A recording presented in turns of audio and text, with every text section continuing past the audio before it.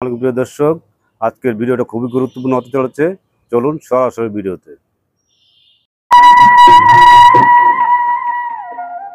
সবাইকে প্রীতি ও শুভেচ্ছা জানিয়ে শুরু করছি বিবিসি সংবাদ নিয়ে আমাদের প্রতিদিন সন্ধ্যার আয়োজন বিবিসি প্রবাহ। আপনাদের সঙ্গে আছি আমি আকলাক আহমেদ। শুরুতে দেখে নিচ্ছি আজকের সংবাদ শিরোনামগুলো। যুক্তরাষ্ট্র থেকে পণ্য আমদানিতে 50% শুল্ক কমাতে পারে বাংলাদেশ। মার্কিন শুল্ক ইস্যুতে ট্রাম্পকে চিঠি দেবেন প্রধান উপদেষ্টা। ইভেলির রাসেল শামিমার 3 বছরের কারাদণ্ড। গুমের তদন্তকারীদের হত্যার জন্য বোমা পুঁতে রাখা হয়েছিল জানিয়েছেন চিফ প্রসিকিউটর। এবার বাঁচার আশা নেই, শেষ বার্তা লিখছেন গাজাবাসী। গাজার 15 চিকিৎসাকর্মী হত্যার ভিডিও প্রকাশ, কি ঘটেছিল? গাজায় গণহত্যা বন্ধের দাবিতে বৈশ্বিক ধর্মঘটের আহ্বান। এবং 2 ব্রিটিশ আইন প্রণেতাকে আটক করেছে ইসরায়েল।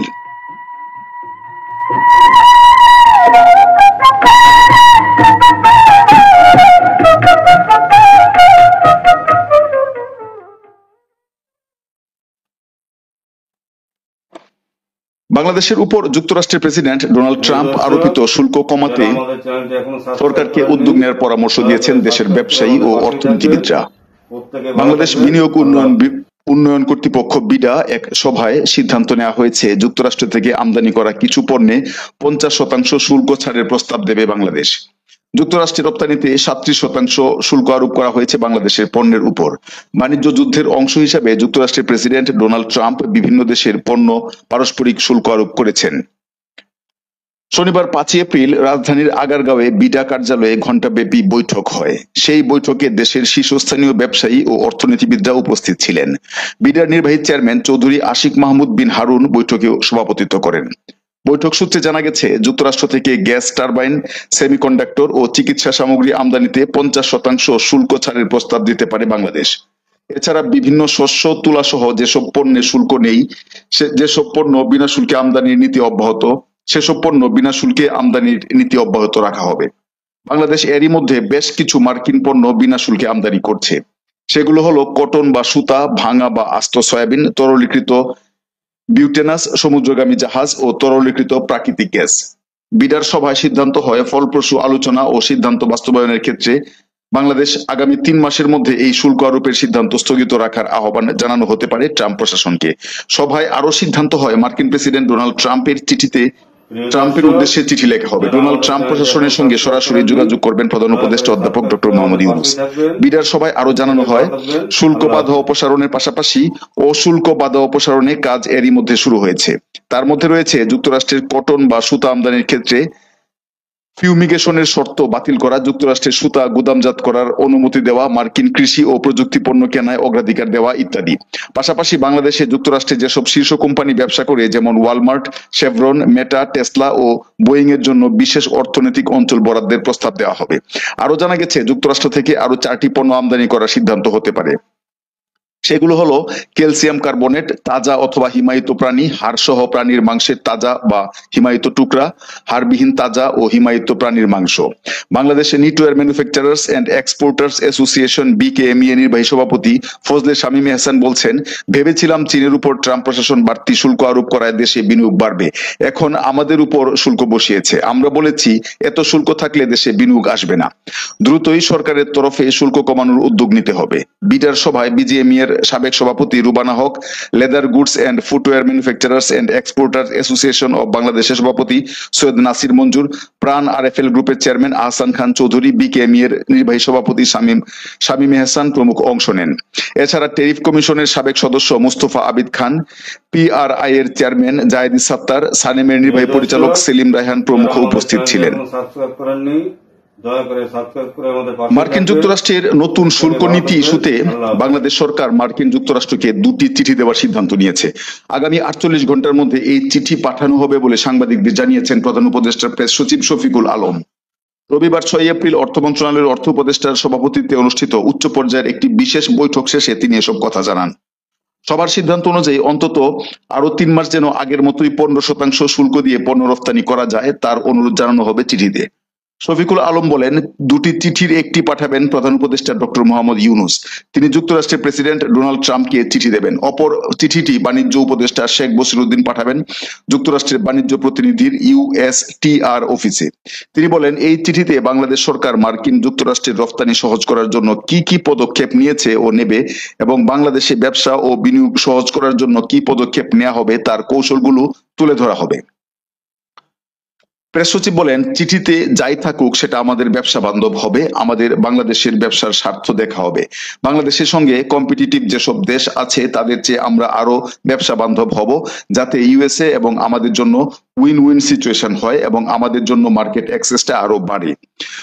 বৈঠকে পরিকল্পনা উপদেষ্টা ওয়াহিদুদ্দিন মাহমুদ, জ্বালানি উপদেষ্টা ফাউজুল কবির খান, প্রধান উপদেষ্টার high representative doctor Khalilur Rahman, বিশেষ দূত লুৎফে সিদ্দিকী, বিনিয়োগ উন্নয়ন বোর্ড কর্তৃপক্ষ বিডার নির্বাহী চেয়ারম্যান চৌধুরী আশিক মাহমুদ বিন হারুন, বিজিএমই এর সাবেক সভাপতি রুবানা হক, ফারুক হাসান, বিশিষ্ট ব্যবসায়ী তপন চৌধুরী, অ্যাপেক্স ফুটওয়্যারের ব্যবস্থাপনা পরিচালক সৈয়দ নাসিম মঞ্জুর, বিকেএমই এর নির্বাহী সভাপতি মোহাম্মদ হাতেম সহ বিভিন্ন মন্ত্রণালয়ের ঊর্ধ্বতন কর্মকর্তারা উপস্থিত ছিলেন।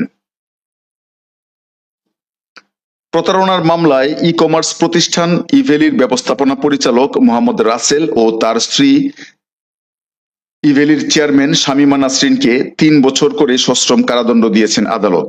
দণ্ডের পাশাপাশি প্রত্যেকের ৫,০০০ টাকা করে অর্থদণ্ড, অনাদায়ে আরও ৬ মাসের বিনাশ্রম কারাদণ্ড দেওয়া হয়েছে। আজ রবিবার ৬ এপ্রিল ঢাকার মেট্রোপলিটন ম্যাজিস্ট্রেট মোহাম্মদ মিনহাজুর রহমান এই রায় দেন। বাদীপক্ষের আইনজীবী সাকিবুল ইসলাম বিষয়টি নিশ্চিত করেছেন। তিনি জানান, আসামিরা পলাতক রয়েছেন, আদালত তাদের বিরুদ্ধে সাজা পরোয়ানা সহ গ্রেফতারি পরোয়ানা জারি করেছেন। মামলার সূত্রে জানা গেছে, ইভেলির বিভিন্ন মাধ্যমে চমকপ্রদ বিজ্ঞাপন দিয়ে বিভিন্ন পণ্য বিক্রি করত। এতে আকৃষ্ট হয়ে মুজাহিদ হাসান ফাহিম তাদের প্রতিষ্ঠান থেকে ২০২১ সালের ২০ ফেব্রুয়ারি ইয়ামাহা R15 মোটরসাইকেলের অর্ডার করেন, যার মূল্য পরিশোধ করেন। তবে কর্তৃপক্ষ ৪৫ দিনের মধ্যে মোটরসাইকেলটি সরবরাহ করতে ব্যর্থ হয়। পরে তিনি ধানমন্ডি অফিসে যোগাযোগ করেন। কর্তৃপক্ষ ৫ লাখ টাকার চেক দেন। তবে ব্যাংক হিসাবে পর্যাপ্ত পরিমাণ টাকা না থাকায় চেকটি নির্ধারিত তারিখে ব্যাংকে জমা না দিতে অনুরোধ করেন। আসামিদের কথা বিশ্বাস করে তিনি চেকটি ব্যাংকে জমা দেননি। পরবর্তী সময়ে বাদী টাকা আদায়ের জন্য তাগাদা দিতে থাকেন, তবে তারা কোনো টাকা তাকে ফেরত দেয়নি। এরপর লিগেল নোটিশ পাঠিয়েও কাজ হয়নি। এই ঘটনায় মুজাহিদ হাসান ফাহিম ২০২৪ সালের জানুয়ারি মাসে আদালতে রাসেল ও শামীমার বিরুদ্ধে মামলা করেন। এর আগে ২০২৫ সালের ২৯শে জানুয়ারি ঢাকার মেট্রোপলিটন ম্যাজিস্ট্রেট পার্থ ভদ্র ২০২৪ সালের ৪ ফেব্রুয়ারি তৌফিক মজুমদারের করা মামলায় রাসেল ও শামীমাকে ২ বছর করে বিনাশ্রম কারাদণ্ডের আদেশ দেন। দণ্ডের পাশাপাশি তাদের ১০,০০০ টাকা করে অর্থদণ্ড, অনাদায়ে আরো ২ মাসের বিনাশ্রম কারাদণ্ড দেওয়া হয়।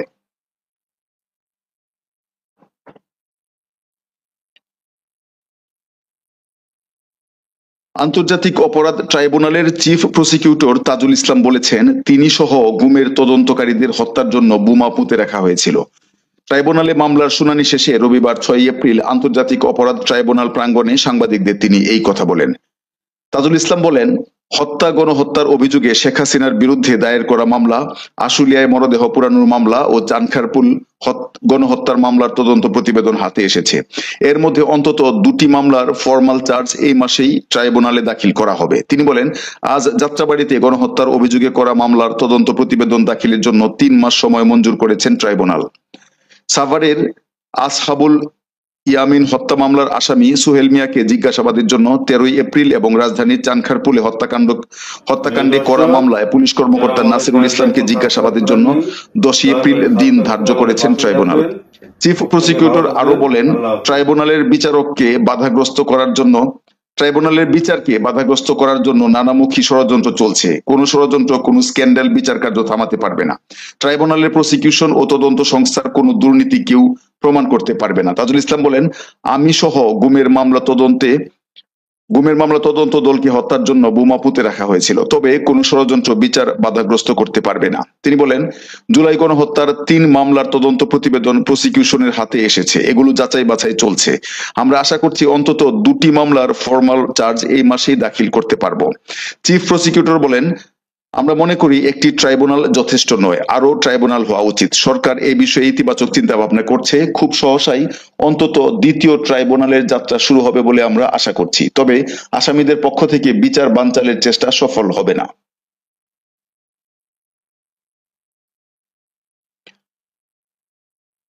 গাজা উপত্যকায় ইসরায়েলের অবিরাম বোমাবর্ষণ ও হামলার মধ্যে ফিলিস্তিনিরা সামাজিক যোগাযোগ মাধ্যমে শেষ বার্তা ও বিদায় চিঠি লিখে রাখছেন।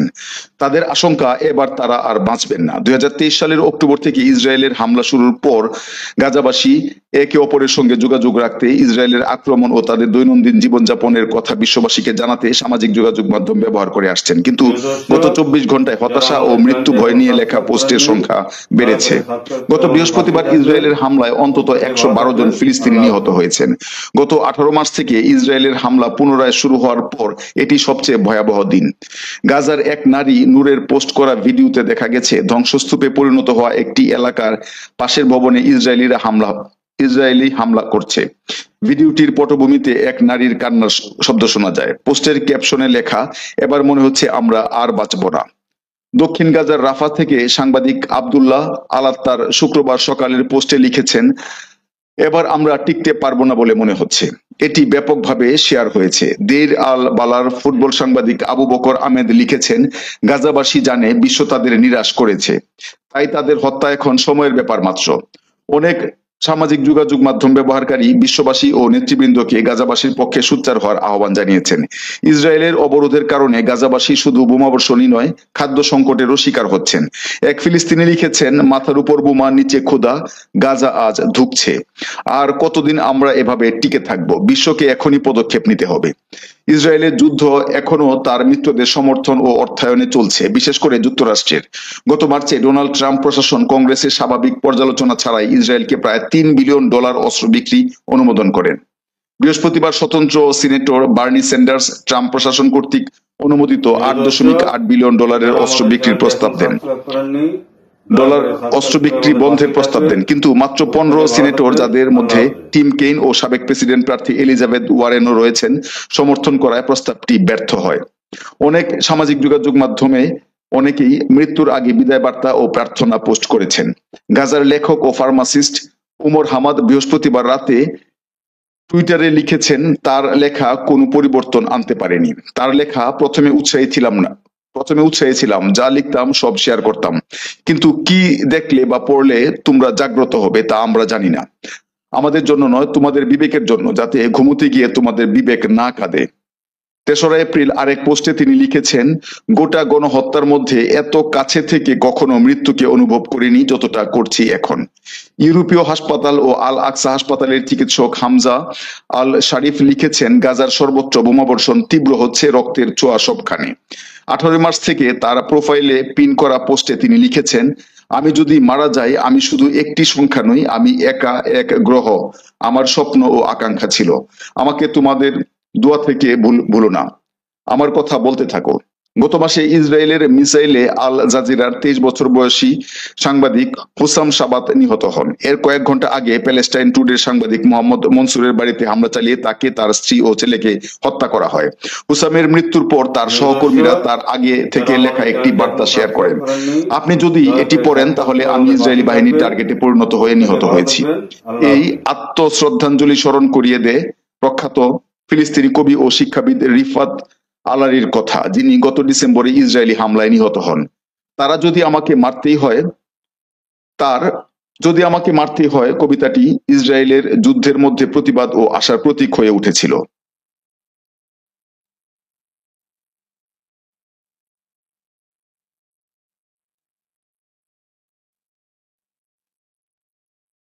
ফিলিস্তিনের গাজা উপত্যকায় গত 23 মার্চ ইসরায়েলি সেনারা কয়েকটি অ্যাম্বুলেন্স ও একটি অগ্নি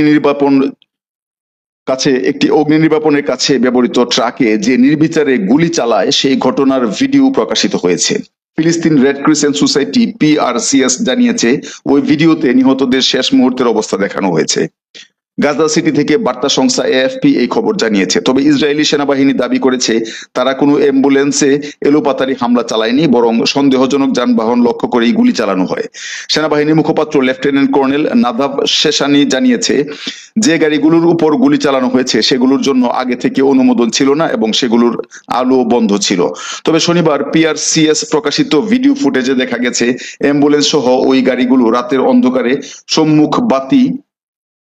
প্রিয় দর্শক, যারা আমাদের চ্যানেলটি এখনো সাবস্ক্রাইব করেননি, দয়া করে সাবস্ক্রাইব করে আমাদের পাশেই থাকবেন।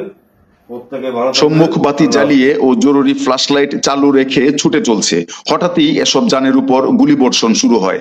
পিআরসিএস বলছে ভিডিওটি একজন প্যারামেডিকের ফোন থেকে উদ্ধার করা হয়েছে। তিনি ওই ঘটনায় নিহত হন।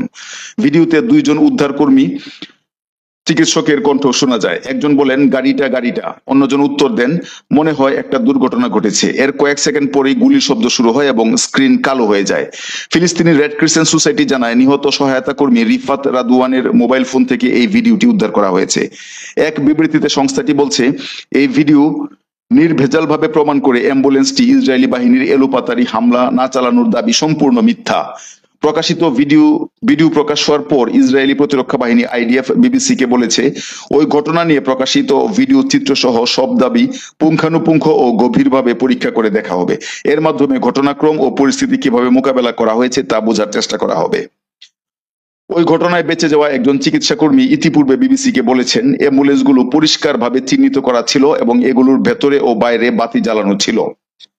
যে যান থেকে ভিডিও করা হচ্ছিল সেটির কাচের পর্দা ফেটে যেতে দেখা যায় এবং ছবি তোলার সময় কয়েক মিনিট ধরে গুলির শব্দ শোনা যায়। ধারণা করা হচ্ছে যিনি ভিডিও ধারণ করেছিলেন নিহত প্যারামেডিকদের একজন তিনি। প্রিয় দর্শক, যারা আমাদের চ্যানেলটি এখনো গাজায় চলমান ধ্বংসযজ্ঞ ও প্রাণহানির প্রতিবাদে বৈশ্বিক ধর্মঘটের ডাক দিয়েছে যুক্তরাষ্ট্র ভিত্তিক দুটি সংগঠন new York health care workers for Palestine এবং ডক্টরস এগেইনস্ট জেনোসাইড। সোমবার 7 এপ্রিল নিউ ইয়র্কে অবস্থিত জাতিসংঘের প্রধান কার্যালয়ের সামনে স্থানীয় কর্মীরা জড়ো হয়ে বিক্ষোভ প্রদর্শন করবেন। Health care workers for Palestine তাদের ইনস্টাগ্রাম অ্যাকাউন্টে লিখেছে গাজায় গণহত্যা বন্ধে আমরা বৈশ্বিক ধর্মঘটের আহ্বান জানাচ্ছি। এই উদ্দেশ্য সফল করতে সব শিক্ষা প্রতিষ্ঠান ও কর্মস্থল বন্ধ থাকবে। পদক্ষেপ নেওয়ার এখনই সময়। বিশ্ব স্বাস্থ্য দিবসের দিকে ইঙ্গিত করে ওই বিবৃতিতে বলা হয় বিশ্ব এখন নবজাতক ও মায়েদের স্বাস্থ্যসেবা নিয়ে অনেক সচেতন, অথচ গাজাবাসী জীবন ধারণের মৌলিক অধিকার থেকে বঞ্চিত হচ্ছে। মার্কিন বোমার আঘাতে হাসপাতাল গুড়িয়ে যাচ্ছে, অগণিত মা ও শিশু সাধারণ যত্নের অভাবে এবং বিস্ফোরণের আঘাতে মৃত্যুবরণ করছেন। এর মধ্যে ইসরায়েলি প্রধানমন্ত্রী বেনিয়ামিন নেতানিয়াহুর যুক্তরাষ্ট্র সফর যেন আগুনে ঘি ঢেলে দিয়েছে। ট্রাম্পের নতুন ঘোষিত শুল্ক নিয়ে সমঝোতার পাশাপাশি ইরান ও হামাসের বিষয়ে আলোচনা করতে সোমবার ওয়াশিংটন যাওয়ার কথা রয়েছে নেতানিয়াহুর সফর নিয়ে ক্ষোভ প্রকাশ করে ওই বিবৃতিতে বলা হয় নেতানিয়াহুকে ফেরারি যুদ্ধাপরাধী বলে রায় দিয়েছে আন্তর্জাতিক অপরাধ আদালত। সেই অপরাধী আবার একই দিনে হোয়াইট হাউসে বৈঠক করতে যাচ্ছে। ধর্মঘটে অংশগ্রহণের জন্য জোরালো আহ্বান জানিয়ে বিবৃতি শেষে বলা হয় গাজার জন্য ন্যায় বিচারের দাবিতে সবাই রাস্তায় নেমে আসুন। সায়নবাদীদের যুদ্ধাপরাধের অবসান ঘটান, মার্কিন সহায়তা বন্ধ করুন আর সংশ্লিষ্ট সবাইকে জবাবদিহির আওতায় আনুন। পুরো একটা জনগোষ্ঠী যখন অনাহারে থেকে বোমার আঘাতে নিশ্চিহ্ন হয়ে যাচ্ছে, আমরা তখন হাত গুটিয়ে বসে থাকতে পারি না। রাস্তায় নামুন, আওয়াজ তুলুন, প্রতিবাদ করুন।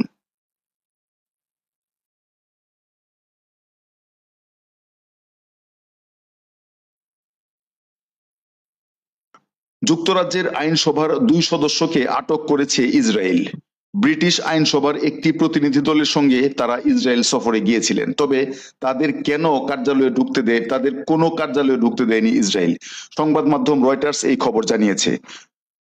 গতকাল শনিবার 5 এপ্রিল স্থানীয় সময় রাতে ব্রিটিশ পররাষ্ট্রমন্ত্রী ডেভিড লেমি এক বিবৃতিতে এই তথ্য জানিয়েছেন। স্কাই নিউজ জানিয়েছে ইসরায়েলের অভিবাসন মন্ত্রণালয় এক বিবৃতিতে বলেছে আটক 2 আইন প্রণেতা হলেন ব্রিটিশ লেবার পার্টির ইউয়ান ইয়াং এবং আবতিসাম মুহাম্মদ। দেশটির সন্দেহ ইসরায়েলি নিরাপত্তা বাহিনীর কার্যকলাপ নথিভুক্ত করা ও ইসরায়েলি বিরোধী ঘৃণা ছড়িয়ে দেওয়ার পরিকল্পনা রয়েছে তাই তাদের আটক করা হয়েছে। ইয়াং নির্বাচনী এলাকা আর্লি ও উডলির প্রতিনিধি এবং মুহাম্মদ শেফিল্ড সেন্ট্রালের প্রতিনিধি। দুজনেই শনিবার লুটন থেকে ইসরায়েলে যান। এদিকে ব্রিটিশ পররাষ্ট্রমন্ত্রী লেমি বলেছেন ইসরায়েল সরকার আমার প্রতিপক্ষ বন্ধুকে আমি স্পষ্ট করে বলতে চাই ব্রিটিশ পার্লামেন্টের সদস্যদের সঙ্গে এমন আচরণ করা কোনোভাবেই গ্রহণযোগ্য নয় এবং উচিত নয়। আমরা শনিবার রাতে পার্লামেন্টের ওই 2 সদস্যের সঙ্গে যোগাযোগ করেছি এবং তাদের সহায়তা দেওয়ার কথা জানিয়েছি। পররাষ্ট্রমন্ত্রী লেমি আরো বলেন যুক্তরাজ্য সরকারের লক্ষ্য গাজায় রক্তপাত বন্ধ করা, জিম্মিদের মুক্ত করা, এছাড়া যুদ্ধ বন্ধে একটি যুদ্ধবিরতি ও আলোচনায় ফিরে আসা নিশ্চিত করা। প্রিয় দর্শক, সংবাদ শেষ করার আগে আরেকবার দেখে নিচ্ছি আজকের সংবাদ শিরোনামগুলো।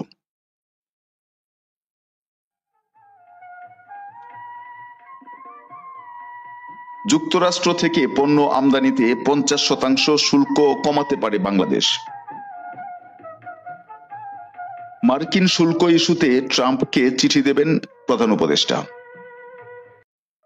ইভেলির রাসেল ও শামিমার 3 বছরের কারাদণ্ড। গুমের তদন্তকারীদের হত্যার জন্য বোমা পুঁতে রাখা হয়েছিল জানিয়েছেন চিফ প্রসিকিউটর। এবার বাঁচার আশা নেই, শেষ বার্তা লিখছেন গাজাবাসী। গাজার 15 চিকিৎসাকর্মী হত্যার ভিডিও প্রকাশ, কি ঘটেছিল? গাজায় গণহত্যা বন্ধের দাবিতে বৈশ্বিক ধর্মঘটের আহ্বান। এবং 2 ব্রিটিশ আইন প্রণেতাকে আটক করেছে ইসরায়েল। প্রিয় দর্শক, এতক্ষণ ধৈর্য ধরে আমাদের সঙ্গে থাকার জন্য অনেক অনেক ধন্যবাদ। আগামীকাল সন্ধ্যা 7:30। আপনারা অত্যন্ত মূল্যবান ভিডিওটি দেখলেন। আপনাদের গুরুত্বপূর্ণ মতামত জানাতে পারেন আমাদের কমেন্ট বক্সে। আল্লাহ হাফেজ।